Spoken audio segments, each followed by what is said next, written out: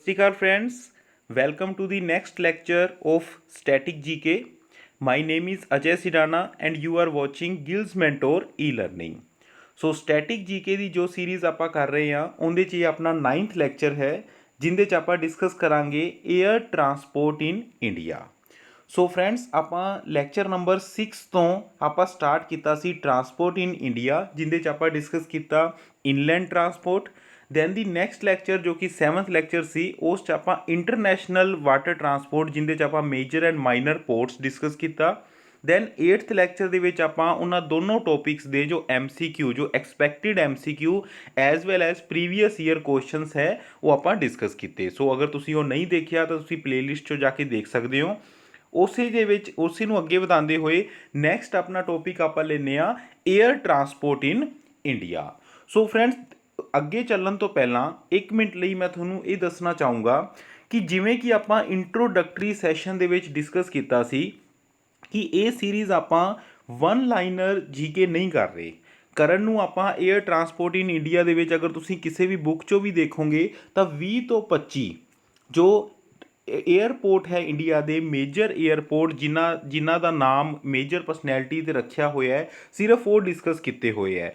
ਲੇਕਿਨ ਮੇਰਾ ਮੰਨਣਾ ਇਹ ਹੈ ਕਿ ਆਪਾਂ ਕਿਸੇ ਵੀ ਟੌਪਿਕ ਨੂੰ ਜਦੋਂ ਆਪਾਂ ਕਰਦੇ ਹਾਂ ਤਾਂ ਉਹਦੀ ਆਪਾਂ ਉਨੀ ਡਿਟੇਲ 'ਚ ਜਾਈਏ ਤਾਂ ਕਿ ਜੋ ਕਰੰਟ ਲੈਵਲ ਆ ਰਿਹਾ ਐਗਜ਼ਾਮਸ ਦਾ ਆਪਾਂ ਉਹਨਾਂ ਨਾਲ ਕੋਪ ਅਪ ਕਰ ਸਕੀਏ। ਵੈਸੇ ਵੀ ਜੋ ਅਗਰ ਆਪਾਂ ਟਾਰਗੇਟ UPSC ਜਾਂ PPSC ਐਗਜ਼ਾਮ ਨੂੰ ਅਗਰ ਆਪਾਂ ਕਰ ਰਹੇ ਹਾਂ ਤਾਂ ਆਪਾਂ ਨੂੰ ਕਿਸੇ ਵੀ ਟੌਪਿਕ ਦੀ ਕੰਪਲੀਟ ਡਿਟੇਲ ਜੋ ਹੈ ਉਹ ਕਰਨੀ ਪਏਗੀ। ਸੋ ਅਗਰ ਤੁਸੀਂ ਕਿਸੇ ਵੀ ਐਗਜ਼ਾਮ ਲਈ ਤੁਸੀਂ ਤਿਆਰੀ ਕਰ ਰਹੇ ਹੋ ਤਾਂ ਤੁਸੀਂ ਟਾਰਗੇਟ ਥੋੜ੍ਹਾ ਜਿਹਾ ਡੀਪ ਰੱਖੋ ਕਿਉਂਕਿ ਅੱਜ ਦੇ ਜੋ ਲੈਵਲ ਹੈ ਐਗਜ਼ਾਮਸ ਦਾ ਉਹ ਵੀ ਬਹੁਤ ਜ਼ਿਆਦਾ ਆ ਰਿਹਾ ਹੈ। ਪਲੱਸ ਅਗਰ ਤੁਸੀਂ ਕਿਸੇ ਡੀਪ ਜਾਂ ਕਿਸੇ ਹਾਇਰ ਐਗਜ਼ਾਮ ਨੂੰ ਲੈਵਲ ਰੱਖੋਗੇ ਤਾਂ ਉਸ ਤੋਂ ਨੀਚੇ ਵਾਲੇ ਐਗਜ਼ਾਮ ਨੂੰ ਤੁਸੀਂ ਬੜੇ ਈਜ਼ੀਲੀ ਜੋ ਹੈ ਉਹ ਉਹਦੇ ਨਾਲ ਕੋਪ ਅਪ ਕਰ ਲਓਗੇ ਕਿਉਂਕਿ ਜਿਵੇਂ ਕਿਹਾ ਜਾਂਦਾ ਹੈ ਨਾ ਕਿ ਅਗਰ ਤੁਸੀਂ ਆਪ ਦਾ ਟਾਰਗੇਟ ਜੋ ਹੈ ਉਹ ਅਗਰ ਚੰਦਰਮਾ ਰੱਖੋ ਤਾਂ ਹਲਕੀ ਜੀ ਚੂਕ ਵੀ ਹੋਗੀ ਤਾਂ ਆਪਾਂ ਤਾਰਿਆਂ ਦੇ ਵਿੱਚ ਹੋਵਾਂਗੇ। ਸੋ ਅਗਰ ਆਪਾਂ ਉਸ ਨੂੰ ਹਾਈ ਲੈਵਲ ਦਾ ਆਪਾਂ ਡਿਸਕਸ ਕਰਦੇ ਹਾਂ ਤਾਂ ਉਹੀ ਚੀਜ਼ ਤੁਸੀਂ ਇਸ ਲੈਕਚਰ 'ਚ ਦੇਖੋਗੇ ਕਿ ਸਿਰਫ ਆਪਾਂ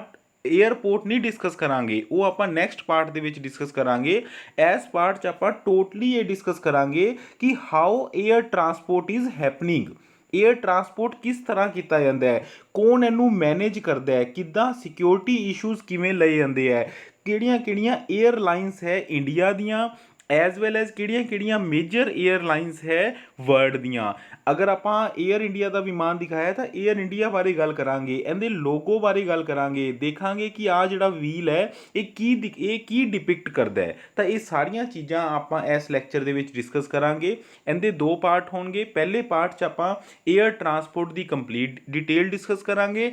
ਸੈਕਿੰਡ ਪਾਰਟ ਦੇ ਵਿੱਚ ਆਪਾਂ major airport of India and major airport of world ਆਪਾਂ ਦੋਨੋਂ ਡਿਸਕਸ ਕਰਾਂਗੇ। ਸੋ ਲੈਕਚਰ 35 ਤੋਂ 40 ਮਿੰਟ ਦਾ ਲੈਕਚਰ ਹੋਏਗਾ। ਤੁਸੀਂ ਧਿਆਨ ਨਾਲ ਲੈਕਚਰ ਨੂੰ ਸੁਣਨਾ ਹੈ। ਤੁਸੀਂ ਦੇਖੋਗੇ ਕਿ ਕਿੰਨੀਆਂ ਨਵੀਆਂ ਚੀਜ਼ਾਂ ਤੁਹਾਨੂੰ ਪਤਾ ਲੱਗਦੀਆਂ ਜਿਹੜੀਆਂ ਕਿ ਕਈ ਵਾਰੀ ਬੁੱਕਸ 'ਚੋਂ ਉਹ ਚੀਜ਼ਾਂ ਨਹੀਂ ਕੀਤੀਆਂ ਜਾ ਸਕਦੀਆਂ। ਤੁਸੀਂ ਸਿਰਫ ਕੁਝ ਚੀਜ਼ਾਂ ਬਾਰੇ ਅਗਰ ਤੁਸੀਂ ਨਿਊਜ਼ਪੇਪਰ ਪੜ੍ਹਦੇ ਹੋ ਤਾਂ ਨਿਊਜ਼ਪੇਪਰ ਦੇ ਵਿੱਚ ਤੁਸੀਂ ਉਹ ਚੀਜ਼ਾਂ ਪੜ੍ਹਦੇ ਹੋਵੋਗੇ ਲੇਕਿਨ ਤੁਸੀਂ ਉਹਨਾਂ ਦੀ ਡਿਟੇਲ ਜਾਣਨਾ ਚਾਹੁੰਦੇ ਹੋ ਕਿ ਇਹ ਚੀਜ਼ਾਂ ਕੀ ਹੁੰਦੀਆਂ ਤਾਂ ਉਹ ਸਾਰੀਆਂ ਕੁਐਰੀਜ਼ ਇਹ ਲੈਕਚਰ ਤੁਹਾਡਾ ਹੱਲ ਕਰ ਦੇਗਾ ਰਿਲੇਟਿਡ ਟੂ ਏਅਰ ਟਰਾਂਸਪੋਰਟ। ਸੋ ਅੱਗੇ ਆਪਾਂ ਗੱਲ ਕਰਦੇ ਹਾਂ what is air transport. Obviously ਆਪਾਂ ਨੂੰ ਪਤਾ ਹੈ ਕਿ ਏਅਰ ਟਰਾਂਸਪੋਰਟ ਜਦੋਂ ਆਪਾਂ ਟਰਾਂਸਪੋਰਟ ਦਾ ਮਾਧਿਅਮ ਵਾਯੂ ਜਿਹਨੂੰ ਆਪਾਂ ਏਅਰ ਕਹਿੰਦੇ ਆ ਆਪਾਂ ਬਾਏ ਏਅਰ ਜਾਂਦੇ ਆ ਜਾਂ ਬਾਏ ਏਅਰ ਕੋਈ ਆਪਾਂ ਸਮਾਨ ਨੂੰ ਭੇਜਦੇ ਆ ਤਾਂ ਉਹਨੂੰ ਕਿਹਾ ਜਾਂਦਾ ਏਅਰ ਟਰਾਂਸਪੋਰਟ। ਜਿੱਦਾਂ ਆਪਾਂ ਵਾਟਰ ਟਰਾਂਸਪੋਰਟ ਦੇ ਵਿੱਚ ਕਿਹਾ ਸੀਗਾ ਕਿ ਵਾਟਰ ਇੱਕ ਸਮੂਥ ਮੀਡੀਅਮ ਹੈ ਟਰਾਂਸਪੋਰਟ ਲਈ, ਉਸੇ ਤਰ੍ਹਾਂ ਏਅਰ ਟਰਾਂਸਪੋਰਟ ਜੋ ਹੈ ਇਹ ਥੋੜ੍ਹਾ ਕੋਸਟਲੀ ਜ਼ਰੂਰ ਹੈ ਲੇਕਿਨ ਇਹ ਵੀ ਬੜਾ ਡਿਵੈਲਪਿੰਗ ਅਤੇ ਇੰਡੀਆ 'ਚ ਤਾਂ ਵੈਸੇ ਵੀ ਬਹੁਤ ਡਿਵੈਲਪ ਹੋ ਰਿਹਾ ਜਦੋਂ ਦੀਆਂ ਕੁਝ ਸਕੀਮਸ ਆਈਆਂ ਉਡਾਨ ਵਗੈਰਾ ਜਿਨ੍ਹਾਂ ਬਾਰੇ ਆਪਾਂ ਡਿਸਕਸ ਕਰਾਂਗੇ। ਸੋ ਇਹ ਕਾਫੀ ਜ਼ਿਆਦਾ ਡਿਵੈਲਪ ਹੋ ਰਿਹਾ ਹੈ। ਸੋ ਏਅਰ ਟਰਾਂਸਪੋਰਟ ਇੰਡੀਆ 'ਚ ਕਦੋਂ ਸਟਾਰਟ ਹੋਇਆ? ਇੰਡੀਆ ਸਟਾਰਟ ਹੋਇਆ 1911 ਦੇ ਵਿੱਚ ਜਦੋਂ ਇੰਡੀਆ ਦਾ ਫਸਟ ਐਰੋਪਲੇਨ ਪੋਸਟ ਸਰਵਿਸ ਸਵਾਰੀ ਵਿਮਾਨ ਨਹੀਂ ਪੋਸਟ ਸਰਵਿਸ ਸਟਾਰਟ ਹੋਈ ਬਿਟਵੀਨ ਅਲਾਹਾਬਾਦ ਐਂਡ ਨੈਨੀ। ਤਾਂ ਉਸ ਟਾਈਮ ਤੋਂ ਇਹ ਹਿਸਟਰੀ ਇਹ ਕਹਿੰਦੀ ਹੈ ਕਿ 1911 ਤੋਂ ਏਅਰ ਟਰਾਂਸਪੋਰਟ ਇੰਡੀਆ ਸਟਾਰਟ ਹੋਇਆ। ਹੁਣ ਗੱਲ ਕਰਦੇ ਹਾਂ air transport how to manage, ਕੌਣ ਮੈਨੇਜ ਕਰਦਾ ਹੈ? ਜੋ ਬੋਡੀ ਹੈ ਏਅਰ ਟਰਾਂਸਪੋਰਟ ਦੀ ਉਹ ਕਿਹਨੂੰ ਗਿਣਿਆ ਜਾਂਦਾ ਹੈ? ਉਹ ਹੈ ministry of civil aviation. This is the umbrella organisation ਜਿੰਦੇ ਤਹਿਤ ਜੋ ਵੀ ਨਾਗਰ ਵਿਮਾਨ ਜੋ ਇੰਡੀਆ ਦੇ ਵਿੱਚ ਜੋ ਕਮਰਸ਼ੀਅਲ ਜਾਂ ਜਿਹਨੂੰ ਆਪਾਂ ਕਹਿ ਦਈਏ ਕਿ ਨਾਗਰਿਕ ਉਡਿਆਨ ਜੋ ਮੰਤਰਾਲਿਆ ਹੈ ਉਹ ਹੈ ਮਿਨਿਸਟਰੀ ਆਫ ਸਿਵਲ ਐਵੀਏਸ਼ਨ। ਸੋ ਕੀ ਕੰਮ ਰਹਿੰਦਾ ਹੈ ਇਸ ਦਾ? ਇਹ ਮਿਨਿਸਟਰੀ ਜੋ ਹੈ ਫਰੈਂਡਸ ਇਹ ਨੋਡਲ ਮਿਨਿਸਟਰੀ ਹੈ ਜੋ ਕਿ ਰਿਸਪੌਂਸੀਬਲ ਰਹਿੰਦੀ ਹੈ ਪੋਲਿਸੀਜ਼ ਐਂਡ ਪ੍ਰੋਗਰਾਮ ਨੂੰ ਫਾਰਮੂਲੇਟ ਕਰਨ ਲਈ, ਮੀਨਸ ਬਣਾਉਣ ਲਈ, ਕਾਹਦੇ ਲਈ? Development and regulation of civil aviation. So civil aviation ਨੂੰ 100% ਫਾਰਮੂਲੇਟ ਜਾਂ ਰੈਗੂਲੇਟ ਕਰਨ ਲਈ ਜੋ ਮਿਨਿਸਟਰੀ ਰਿਸਪੌਂਸੀਬਲ ਹੈ that ministry is known as ministry of civil aviation. So ਤੁਸੀਂ ਮੈਨੂੰ ਕਮੈਂਟ ਬਾਕਸ ਵਿੱਚ ਇਹ ਦੱਸਣਾ ਹੈ ਕਿ who is the current minister of civil aviation. ਇਹ ਤੁਹਾਡਾ ਕੰਮ ਹੈ, ਇਹ ਤੁਸੀਂ ਦੱਸਣਾ ਹੈ ਮੈਨੂੰ ਹੁਣੇ। ਸੋ ਇਹਦੇ ਕੀ ਫੰਕਸ਼ਨ ਹੈ? ਅਗਰ ਆਪਾਂ ਫੰਕਸ਼ਨ ਦੀ ਗੱਲ ਕਰੀਏ ਤਾਂ ਓਬਵੀਅਸ ਹੀ ਗੱਲ ਹੈ ਕਿ ਇਹ ਜੋ ਮਿਨਿਸਟਰੀ ਹੈ ਇਹ ਕੰਪਲੀਟ ਓਵਰਸੀ ਕਰਦੀ ਹੈ airport facility, air traffic services and carriage of passenger as well as goods by air. ਮੈਂ ਗੱਲ ਕੀਤੀ 에ਅਰ ਟ੍ਰੈਫਿਕ ਦੀ। ਸੋ ਇੱਕ ਚੀਜ਼ ਤੁਸੀਂ ਧਿਆਨ ਰੱਖੋ, ਆਏ ਨਹੀਂ ਹੁੰਦਾ ਕਿ ਅਗਰ ਆਪਾਂ ਕਹੀਏ ਕਿ ਐਰੋਪਲੇਨ ਦਾ ਕੀ ਹੈ ਕਿ ਆਪਾਂ ਉਡਾਇਆ ਜਿਹੜੇ ਮਰਜ਼ੀ ਰਸਤੇ ਤੋਂ ਆਪਾਂ ਕਿਸੇ ਦੂਜੀ ਸਿਟੀ 'ਚ ਲੈ ਗਏ ਤਾਂ ਤੁਸੀਂ ਗਲਤ ਹੋ। ਜਿੱਦਾਂ ਦੀ ਹਾਈਵੇ ਬਣੇ ਹੁੰਦੇ ਹੈ, ਜਿੱਦਾਂ ਰੇਲਵੇ ਲਈ ਰੇਲਵੇ ਬਣੇ ਹੁੰਦੇ ਹੈ, ਐਰੋਪਲੇਨ ਲਈ ਵੀ ਆਏ ਨਹੀਂ ਹੈ ਕਿ ਆਸਮਾਨ ਓਪਨ ਹੈ ਤੇ ਜਿੱਧਰ ਮਰਜ਼ੀ ਨੂੰ ਲੈ ਜਾਓ। ਉਹਨਾਂ ਲਈ ਵੀ 에ਅਰ ਰੂਟਸ ਬਣੇ ਹੁੰਦੇ ਹੈ, 에ਅਰ ਰੂਟਸ ਬਣੇ ਹੁੰਦੇ ਹੈ ਐਂਡ ਪ੍ਰੋਪਰ ਜੋ ਹੈ ਉਹ ਜੀਓ ਟੈਗਿੰਗ ਵਗੈਰਾ ਜਾਂ ਉਸ ਨਾਲ ਪ੍ਰੋਪਰ ਜੋ ਪਾਇਲਟ ਹੈ ਉਹ ਉਹਨਾਂ ਰੂਟਸ 'ਤੇ ਹੀ ਉਹਨਾਂ ਨੂੰ ਚੱਲਣਾ ਹੁੰਦਾ ਹੈ। ਅਤੇ ਇਹ ਜੋ ਸਾਰੇ ਰੂਟਸ ਹੈ ਇਹ ATC ਕੰਟਰੋਲ ਕਰਦਾ ਹੈ, air traffic control. ATC control ਕਰਦਾ ਹੈ ਕਿ ਜੋ ਕੋਈ ਇੱਕ ਮੰਨ ਲਓ ਕੋਈ ਵਿਮਾਨ ਹੈ ਉਹ ਅੰਮ੍ਰਿਤਸਰ ਤੋਂ ਦਿੱਲੀ ਦੀ ਉਹਨੇ ਫਲਾਈਟ ਲਿੱਤੀ ਤਾਂ ਉਹਦੇ ਲਈ ਇੱਕ ਰੂਟ ਡਿਸਾਈਡਡ ਹੈ, ਉਸੇ ਰੂਟ 'ਤੇ ਹੀ ਉਹਨੇ ਜਾਣਾ ਹੈ। ਤਾਂ ਉਹ ਇਹ ਸਾਰੇ ਰੂਟ ਜੋ 에ਅਰ ਟ੍ਰੈਫਿਕ ਕੰਟਰੋਲ ਹੈ ਇਹ ਸਭ ਮੈਨੇਜ ਕਰਦੇ ਹੈ ਡਿਫਰੈਂਟ ਆਰਗੇਨਾਈਜੇਸ਼ਨ ਜਿਹੜੀਆਂ ਕਿ ਵਰਕ ਕਰਦੀਆਂ ਮਿਨਿਸਟਰੀ ਆਫ ਸਿਵਲ ਐਵੀਏਸ਼ਨ ਦੇ ਤਹਿਤ। ਉਹਨਾਂ ਦੇ ਬਾਰੇ ਆਪਾਂ ਹੁਣੇ ਡਿਸਕਸ ਕਰਾਂਗੇ। ਸੋ ਇਹ ਜੋ ਮਿਨਿਸਟਰੀ ਹੈ ਇਹ ਇੰਪਲੀਮੈਂਟ ਕਰਦੀ ਹੈ ਵੇਰੀਅਸ ਐਕਟਸ ਨੂੰ। ਜਿਹੜੀ ਵੀ ਮਿਨਿਸਟਰੀ ਹੈ ਨਾ, ਨੋ ਡਾਊਟ ਕੱਲੀ ਸਿਵਲ ਐਵੀਏਸ਼ਨ ਨਹੀਂ, ਜੋ ਵੀ ਮਿਨਿਸਟਰੀਜ਼ ਹੈ ਉਹਨਾਂ ਦਾ ਜੋ ਕੰਮ ਹੁੰਦਾ ਹੈ ਕਿਸੇ ਚੀਜ਼ ਨੂੰ ਰੈਗੂਲੇਟ ਕਰਨਾ, ਉਹਨਾਂ ਲਈ ਡਿਫਰੈਂਟ ਐਕਟ ਬਣੇ ਹੁੰਦੇ ਹੈ। ਸੋ ਅਗਰ ਆਪਾਂ ਸਿਵਲ ਐਵੀਏਸ਼ਨ ਦੇ ਰਿਲੇਟਿਡ ਐਕਟ ਦੀ ਗੱਲ ਕਰੀਏ ਤਾਂ ਇਹ ਐਕਟ ਹੈ aircraft act 1934, aircraft rules 1937 and commission of railway security. ਤੁਸੀਂ ਕਹੋਗੇ ਸਰ ਨੇ ਗਲਤੀ ਨਾਲ ਇੱਥੇ ਰੇਲਵੇ ਲਿਖਤਾ ਹੋਊਗਾ, ਬਟ ਨਹੀਂ, ਇੱਥੇ ਰੇਲਵੇ ਹੀ ਆਏਗਾ। ਤੁਹਾਨੂੰ ਅੱਗੇ ਜਾ ਕੇ ਮੈਂ ਕਮਿਸ਼ਨ ਬਾਰੇ ਦੱਸੂਗਾ ਕਿ ਜੋ ਰੇਲਵੇ ਦੀ ਸੇਫਟੀ ਹੈ ਨਾ ਇਹ ਵੀ ਮਿਨਿਸਟਰੀ ਆਫ ਸਿਵਲ ਐਵੀਏਸ਼ਨ ਦੇ ਅੰਡਰ ਆਉਂਦੀ ਹੈ ਕਿ ਜੋ ਕੋਈ ਸੀਰੀਅਸ ਐਕਸੀਡੈਂਟਸ ਵਗੈਰਾ ਹੋ ਜਾਂਦੇ ਹੈ ਉਹਨਾਂ ਦੀ ਜੋ ਜਾਂਚ ਪੜਤਾਲ ਹੈ ਉਹ ਦਿੱਤੀ ਜਾਂਦੀ ਹੈ ਮਿਨਿਸਟਰੀ ਆਫ ਸਿਵਲ ਐਵੀਏਸ਼ਨ ਨੂੰ। ਕਿਹੜੇ ਐਕਟ ਦੇ ਤਹਿਤ ਦਿੱਤੀ ਜਾਂਦੀ ਹੈ ਉਹ ਆਪਾਂ ਅੱਗੇ ਜਾ ਕੇ ਡਿਸਕਸ ਕਰਾਂਗੇ। ਇੱਕ ਬੜੀ ਇੰਪੋਰਟੈਂਟ ਅਤੇ ਇੰਟਰਸਟਿੰਗ ਚੀਜ਼ ਇੱਥੇ ਆਪਾਂ ਡਿਸਕਸ ਕਰਾਂਗੇ ਉਹ ਹੈ 5/20 ਰੂਲ। ਇਹ ਕੀ ਚੀਜ਼ ਹੁੰਦੀ ਹੈ? ਤੁਸੀਂ ਅਗਰ ਕਦੇ ਨਿਊਜ਼ਪੇਪਰ ਵਗੈਰਾ 'ਚ ਪੜ੍ਹਿਆ ਹੋਵੇ, ਆਪਾਂ ਇੱਥੇ ਡਿਟੇਲ 'ਚ ਡਿਸਕਸ ਕਰਦੇ ਹਾਂ। ਇੰਡੀਆ ਦੇ ਵਿੱਚ ਸਿਵਲ ਐਵੀਏਸ਼ਨ ਦਾ, ਮਿਨਿਸਟਰੀ ਆਫ ਸਿਵਲ ਐਵੀਏਸ਼ਨ ਦਾ ਇੱਕ ਰੂਲ ਹੈ 5/20 ਰੂਲ, 5/20 ਰੂਲ। ਇਹ ਕੀ ਚੀਜ਼ ਹੈ ਦੋਸਤੋ? ਦੋ ਤਰ੍ਹਾਂ ਦੀਆਂ 에ਅਰਲਾਈਨਸ ਹੁੰਦੀਆਂ, ਇੱਕ ਹੁੰਦੀ ਹੈ ਡੋਮੈਸਟਿਕ, ਇੱਕ ਹੁੰਦੀ ਹੈ ਇੰਟਰਨੈਸ਼ਨਲ। ਡੋਮੈਸਟਿਕ ਉਹ ਜੋ ਰੀਜਨਲ ਫਲਾਈਟਸ ਉਡਾਉਂਦੀ ਹੈ ਇੰਡੀਆ ਦੇ ਵਿੱਚ ਹੀ, ਇੱਕ ਸ਼ਹਿਰ ਤੋਂ ਦੂਜੇ ਸ਼ਹਿਰ ਤੱਕ, ਇੱਕ 에ਅਰਪੋਰਟ ਤੋਂ ਦੂਜੇ 에ਅਰਪੋਰਟ ਤੱਕ।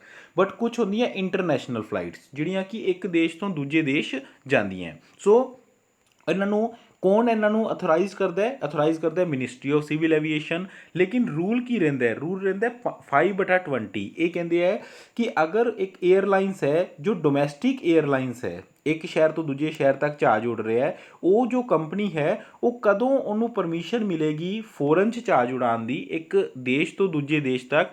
ਜਦੋਂ ਉਹ 5/20 ਰੂਲ ਨੂੰ ਐਪਲੀਕੇਬਲ ਕਰਨਗੇ। ਮੀਨਸ 5 ਈਅਰ ਦਾ ਉਹਨਾਂ ਨੂੰ ਐਕਸਪੀਰੀਅੰਸ ਹੋਵੇ, operational experience within India, and ਉਹਨਾਂ ਕੋਲੋਂ 20 에ਅਰਕ੍ਰਾਫਟ ਦੀ ਫਲੀਟ ਹੋਵੇ। ਸੋ ਜਿਨ੍ਹਾਂ ਕੋਲੋਂ 20 ਐਰੋਪਲੇਨਸ ਹੈ ਅਤੇ 5 ਸਾਲ ਦਾ ਐਕਸਪੀਰੀਅੰਸ ਹੈ, ਮਿਨੀਮਮ ਉਸ ਕੰਪਨੀ ਨੂੰ ਜੋ ਹੈ ਪਰਮਿਸ਼ਨ ਦਿੱਤੀ ਜਾਂਦੀ ਹੈ ਇੰਟਰਨੈਸ਼ਨਲ ਫਲਾਈਟਸ ਉਡਾਉਣ ਦੀ। ਸੋ ਬੜਾ ਇੰਟਰਸਟਿੰਗ ਰੂਲ ਹੈ 5/20 ਰੂਲਸ।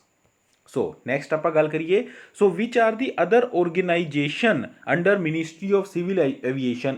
ਸਿਵਲ ਐਵੀਏਸ਼ਨ ਨੂੰ ਕੰਟਰੋਲ ਕਰਨ ਲਈ ਮਿਨਿਸਟਰੀ ਕੋਲੋਂ ਕਿਹੜੀਆਂ ਆਰਗੇਨਾਈਜੇਸ਼ਨ ਹੈ? ਸਾਈ ਮੇਨਲੀ 8 ਆਰਗੇਨਾਈਜੇਸ਼ਨ ਇਹਨਾਂ ਕੋਲੋਂ ਆਉਂਦੀਆਂ ਜਿਨ੍ਹਾਂ ਬਾਰੇ ਆਪਾਂ ਥੋੜਾ ਡਿਸਕਸ ਕਰਾਂਗੇ, ਉਹਨਾਂ ਡਿਸਕਸ ਕਰਾਂਗੇ ਜਿੰਨਾ ਕਿ ਇੱਕ ਜਨਰਲੀ ਅਵੇਅਰ ਹੋਣ ਲਈ ਇੱਕ ਐਗਜ਼ਾਮ ਪੁਆਇੰਟ ਆਫ ਵਿਊ ਨਾਲ ਕੈਂਡੀਡੇਟ ਨੂੰ ਪਤਾ ਹੋਣਾ ਚਾਹੀਦਾ ਹੈ। ਸੋ ਇਹਦੇ 'ਚ ਆਉਂਦੀਆਂ AAI that is airport authority of India, bureau of civil aviation security, DGCA very very important, directorate general of civil aviation, aircraft accident investigation bureau, commission of railway safety, Air India, Pawan Hans and AERA। ये आप इन्होंने बारे आप थोड़ा थोड़ा discuss करांगे। सो थोड़े सामने है, these are the detail of organisation under ministry of civil aviation.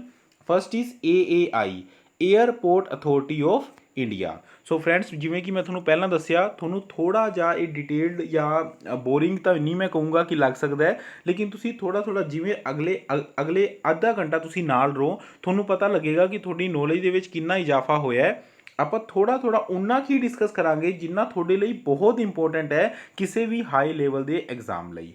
So airport authority of India एक की चीज़ है, airport authority of India as the name suggest airport authority. So ये वो अथॉरिटी है जो डेवलपमेंट एंड मैनेजमेंट करती है international and domestic airports in India. So सारियां passenger facility as well as air traffic control नू ये मैनेज करती है। ये जो ऑर्गेनाइजेशन है ये एक मिनी रत्ना ऑर्गेनाइजेशन है। ओबवियसली ये PSU है, ये तो आपको पता ही है, पब्लिक सैक्टर एंटरप्राइज है।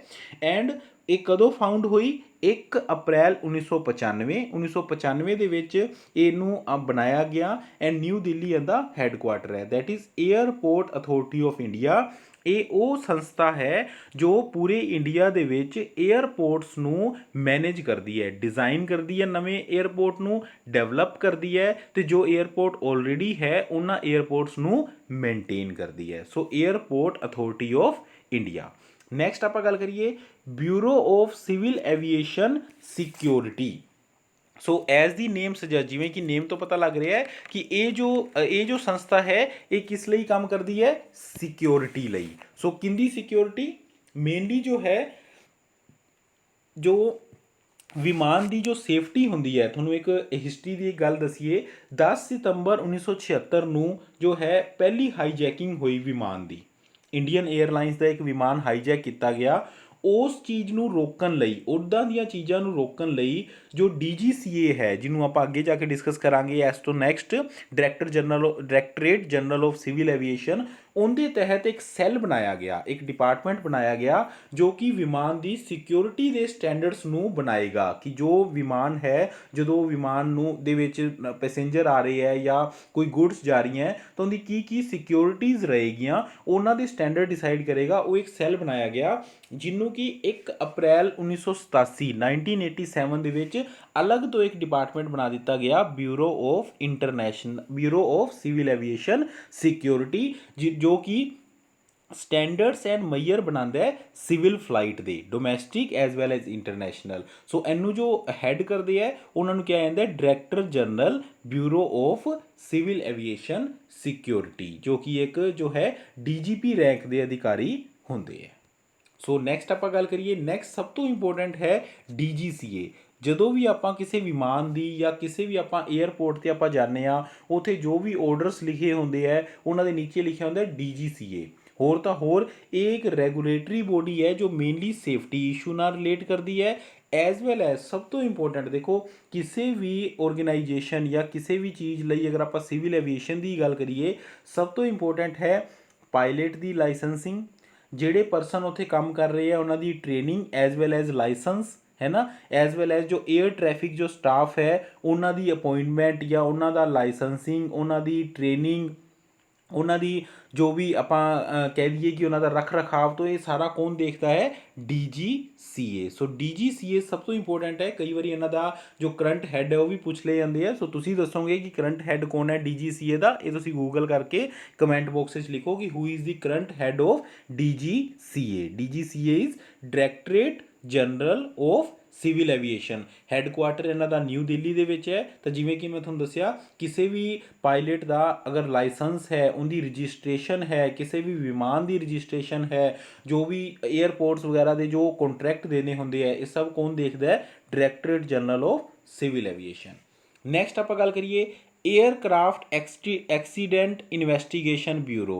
सो ओबवियसली बड़ा सिंपल है ये कि अगर किसी अनफॉर्चुनेट कोई एक्सीडेंट हो जाता है तो उनके लिए एक अलग संस्था बनाई गई है उन्होंने कंप्लीटली ऑब्जर्व करन दे कि किंदी गलती सी या फ्यूचर चो गलती ना होवे, ये सब देखने लई एक अलग तो एक ब्रांच बनाई गई है जो branch ministry of civil aviation के तहत काम करती है, दैट इज़ AAIB।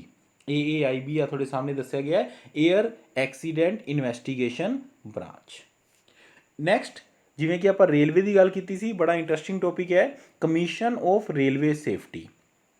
1989 ਦੇ ਵਿੱਚ ਇੱਕ ਐਕਟ ਪਾਸ ਹੋਇਆ ਦੀ ਰੇਲਵੇ ਐਕਟ, ਜਿੰਦੇ 'ਚ ਇਹ ਕਿਹਾ ਗਿਆ ਕਿ ਜੋ ਕੋਈ ਸੀਰੀਅਸ ਐਕਸੀਡੈਂਟਸ ਹੋਣਗੇ ਨਾ, ਵੈਸੇ ਤਾਂ ਐਕਸੀਡੈਂਟ ਸਾਰੇ ਸੀਰੀਅਸ ਹੁੰਦੇ ਆ ਲੇਕਿਨ ਅਗਰ ਕੁਝ ਵੱਡੇ ਲੈਵਲ ਦੇ ਜੋ ਐਕਸੀਡੈਂਟ ਹੁੰਦੇ ਆ ਉਹਨਾਂ ਐਕਸੀਡੈਂਟਸ ਨੂੰ ਮਿਨਿਸਟਰੀ ਆਫ ਸਿਵਲ ਐਵੀਏਸ਼ਨ ਜੋ ਹੈ ਉਹ ਐਜ਼ ਏ ਨਿਊਟਰਲ ਬੋਡੀ ਉਹਦੀ ਜੋ ਹੈ ਉਹ ਇਨਵੈਸਟੀਗੇਸ਼ਨ ਕਰੇਗੀ। ਸੋ ਉਸ ਨੂੰ ਕਿਹਾ ਜਾਂਦਾ ਹੈ ਕਮਿਸ਼ਨ ਆਫ ਰੇਲਵੇ ਸੇਫਟੀ, ਜਿੰਦਾ ਹੈੱਡਕੁਆਟਰ ਰੱਖਿਆ ਗਿਆ ਲਖਨਊ ਦੇ ਵਿੱਚ। ਸੋ ਤੁਸੀਂ ਆ ਦੇਖ ਸਕਦੇ ਹੋ ਇਹਨਾਂ ਦਾ logo commission of railway safety and ਇਹ ਕਿੰਦੇ ਅੰਡਰ ਆਉਂਦਾ ਹੈ ministry of civil aviation. So ਇਹ ਮਿਨਿਸਟਰੀ ਆਫ ਸਿਵਲ ਐਵੀਏਸ਼ਨ ਦੀ ਇੱਕ ਉਹ ਬ੍ਰਾਂਚ ਹੈ ਜੋ ਰੇਲਵੇ ਸੇਫਟੀ ਨੂੰ ਵੀ ਨਾਲ ਦੇਖਦੀ ਹੈ। Next very important air India. Air India ਬਾਰੇ ਤੁਸੀਂ ਸਭ ਨੇ ਸੁਣਿਆ ਹੋਏਗਾ, ਬਹੁਤ ਪਿਛਲੇ 1-2 ਸਾਲ ਤੋਂ ਕਾफ़ी ज़्यादा न्यूज़ 'ਚ ਵੀ ਰਿਹਾ ਕਿ ਗੌਰਮੈਂਟ ਜੋ ਹੈ ਉਹ ਏਅਰ ਇੰਡੀਆ ਨੂੰ ਸੇਲ ਕਰ ਰਹੀ ਹੈ। ਬਿਲਕੁਲ ਠੀਕ ਹੈ, ਸੇਲ ਕਰ ਰਹੀ ਹੈ। ਇਹ 2 ਵਾਰੀ ਔਕਸ਼ਨ ਵੀ ਕੀਤੀ ਗਈ ਬਟ ਪ੍ਰੋਪਰ ਜੋ ਹੈ ਉਹਦਾ ਕੋਈ ਜੋ ਹੈ ਗ੍ਰਾਹਕ ਨਹੀਂ ਮਿਲਿਆ, ਜੋ ਮੇਨ ਜੋ ਕੰਪਨੀ ਹੈ ਜੋ ਇਹਨੂੰ ਖਰੀਦ ਸਕੇ ਉਹ ਨਹੀਂ ਮਿਲੀ ਗੌਰਮੈਂਟ ਨੂੰ। ਸੋ ਅੱਗੇ ਫਿਰ ਟਰਾਈ ਕੀਤੀ ਜਾਏਗੀ। ਏਅਰ ਇੰਡੀਆ ਜੋ ਹੈ ਇਹ ਇੰਡੀਆ ਦੀ ਫਲੈਗ ਕਰੀਅਰ ਏਅਰਲਾइन ਹੈ। ਫਲੈਗ ਕਰੀਅਰ ਬਹੁਤ ਇੰਪੋਰਟੈਂਟ ਹੁੰਦਾ ਹੈ। ਹਰ ਦੇਸ਼ ਦੀ ਇੱਕ ਜਾਂ 2 ਫਲੈਗ ਕਰੀਅਰ ਏਅਰਲਾइन ਹੁੰਦੀ ਹੈ ਜਿਹੜੇ ਏਅਰਲਾइन ਤੇ ਦੇਸ਼ ਦਾ ਫਲੈਗ ਲੱਗਿਆ ਹੁੰਦਾ ਹੈ। ਸੋ ਇੰਡੀਆ ਦੀ ਉਹ ਏਅਰਲਾइन ਹੈ ਏਅਰ ਇੰਡੀਆ। ਸੋ ਏਅਰ ਇੰਡੀਆ ਜੋ ਸੀ ਇਹਦਾ ਵੈਸੇ ਏਅਰ ਇੰਡੀਆ ਬਣੀ 1932 ਦੇ ਵਿੱਚ, ਲੇਕਿਨ ਤੁਸੀਂ ਕਹੋਗੇ ਸਰ ਤੁਸੀਂ ਇੱਥੇ 1946 ਲਿਖ ਰੱਖਿਆ। ਯੈਸ, ਇਹਨੇ ਜੋ ਆਪਦਾ ਆਪਰੇਸ਼ਨ ਸਟਾਰਟ ਕੀਤਾ ਦੈਟ ਆਪਰੇਸ਼ਨ ਵਰ ਸਟਾਰਟਿਡ ਐਟ 1946 ਬਟ ਇਹ ਜੋ ਕੰਪਨੀ ਹੈ ਇਹ 1932 ਦੇ ਵਿੱਚ ਬਣੀ ਐਜ਼ ਟਾਟਾ ਏਅਰਲਾਈਨਸ। ਇਹ JRD ਟਾਟਾ ਜੋ ਇੰਡੀਆ ਦੇ ਫਸਟ ਪਾਇਲਟ ਸੀ, ਲਾਸਟ ਪਟਵਾਰੀ ਐਗਜ਼ਾਮ ਦੇ ਵਿੱਚ ਪੁੱਛਿਆ ਗਿਆ ਸੀ first pilot of India, the answer ਵਾਜ JRD ਟਾਟਾ। JRD ਟਾਟਾ ਨੇ ਇੱਕ ਏਅਰਲਾਈਨ ਸਟਾਰਟ ਕੀਤੀ ਸੀ ਦੈਟ ਇਜ਼ ਟਾਟਾ ਏਅਰਲਾਈਨਸ 1932 'ਚ, ਲੇਕਿਨ ਜੋ ਬਾਅਦ 1945 1946 ਦੇ ਵਿੱਚ ਉਹਨੂੰ ਗੌਰਮੈਂਟ ਆਫ ਇੰਡੀਆ ਨੇ ਉਹਦਾ ਅਧਿਗ੍ਰਹਿਣ ਕਰ ਲਿਆ ਸੀ। ਸੋ ਉਹਦਾ ਨਾਮ ਦਿੱਤਾ ਗਿਆ ਸੀ ਏਅਰ ਇੰਡੀਆ। ਸੋ ਪਹਿਲਾਂ ਇਹ ਟਾਟਾ ਏਅਰਲਾਈਨ ਹੀ ਹੁੰਦੀ ਸੀ, ਟਾਟਾ ਏਅਰਲਾਈਨ, ਜਿਹਨੂੰ ਕਿ ਬਾਅਦ 'ਚ ਕਿਹਾ ਗਿਆ ਏਅਰ ਇੰਡੀਆ। ਸੋ ਆਹ ਉਹਦੇ ਲੋਗੋ ਹੈ, ਜੋ ਇਹਦਾ ਮਸਕਟ ਹੈ ਉਹ ਹੈ ਮਹਾਰਾਜਾ। ਇਹ ਉਹ ਮਹਾਰਾਜਾ ਹੈ ਜੋ ਲੋਕਾਂ ਦੀ ਸੇਵਾ ਕਰਦਾ ਹੈ। ਸੋ ਇਹ ਇਹਦਾ ਮਸਕਟ ਹੈ। ਐਂਡ ਅਗਰ ਆਪਾਂ ਇਹਦੇ ਲੋਗੋ ਦੀ ਗੱਲ ਕਰੀਏ ਤਾਂ ਲੋਗੋ ਇਹਦਾ ਏਅਰ ਇੰਡੀਆ ਦਾ ਹੈ ਫਲਾਈਂਗ ਸਵਾਨ। ਆ ਤੁਸੀਂ ਅਗਰ ਜਦੋਂ ਧਿਆਨ ਨਾਲ ਦੇਖੋਗੇ ਨਾ ਤੁਹਾਨੂੰ ਇਹ ਲੱਗੇਗਾ ਕਿ ਇਹ ਕੋਈ ਪੰਛੀ ਉੱਡ ਰਿਹਾ ਹੈ। ਤਾਂ ਇਹਦੇ ਜੋ ਪੰਖ ਦੇ ਉੱਪਰ ਆ ਜੋ ਵੀਲ ਬਣਾਇਆ ਗਿਆ ਹੈ, ਇਹ ਵੀਲ ਅਗਰ ਤੁਸੀਂ ਧਿਆਨ ਨਾਲ ਦੇਖੋ ਆਪਾਂ ਕਰਕੇ ਆ ਚੁੱਕੇ ਹਾਂ ਵਰਲਡ ਹੈਰੀਟੇਜ ਸਾਈਟ। ਸੋ ਇਹ ਹੈ ਕੋਨਾਰਕ ਜੋ सन ਟੈਂਪਲ। ਕਿਹੜੀ ਜਗ੍ਹਾ ਹੈ Konark sun temple? Konark city in Orissa. So ਉਹਦਾ ਵੀਲ ਇਸ ਜਗ੍ਹਾ ਤੇ ਦਿਖਾਇਆ ਗਿਆ। So this is about Air India. Next ਆਪਾਂ ਗੱਲ ਕਰੀਏ ਪਵਨ ਹੰਸ। ਜਿੱਦਾਂ ਏਅਰ ਇੰਡੀਆ ਹੈ ਜੋ ਹੈ ਐਰੋਪਲੇਨ ਨਾਲ ਰਿਲੇਟਿਡ, ਪਵਨ ਹੰਸ ਜੋ ਇੱਕ ਕੰਪਨੀ ਹੈ ਉਹ ਹੈ ਹੈਲੀਕਾਪਟਰ ਸਰਵਿਸ ਨਾਲ ਰਿਲੇਟ ਕਰਦੀ। ਇਹ ਇੰਡੀਆ ਦੀ ਪਹਿਲੀ ਸਿਵਲ ਐਵੀਏਸ਼ਨ ਦੀ ਕੰਪਨੀ ਹੈ ਜਿਹਨੂੰ ISO 9001:2000 'ਚੋਂ ਸਰਟੀਫਾਈ ਕੀਤਾ ਗਿਆ ਸੀ। ਐਂਡ ਇਹ ਕੰਪਨੀ ਰਿਸਪੋਂਸੀਬਲ ਹੈ ਇੰਡੀਆ ਦੇ ਵਿੱਚ ਹੈਲੀਕਾਪਟਰ ਸਰਵਿਸਿਜ਼ ਨੂੰ ਡਿਵੈਲਪ ਕਰਨ ਲਈ। ਹੈੱਡਕੁਆਟਰ ਨਿਊ ਦਿੱਲੀ ਹੈ। ਹੁਣ ਹੈਲੀਕਾਪਟਰ ਸਰਵਿਸਿਜ਼ ਦੀ ਕਿਉਂ ਜ਼ਰੂਰਤ ਪੈਂਦੀ ਹੈ? ਠੀਕ ਹੈ, ਇਹ ਜੋ ਕੰਪਨੀ ਹੈ ਨਾ ਮੇਨਲੀ ਮੈਂ ਤੁਹਾਨੂੰ ਦੱਸਾਂ ਇਹ government of India plus ONGC the company ਹੈ।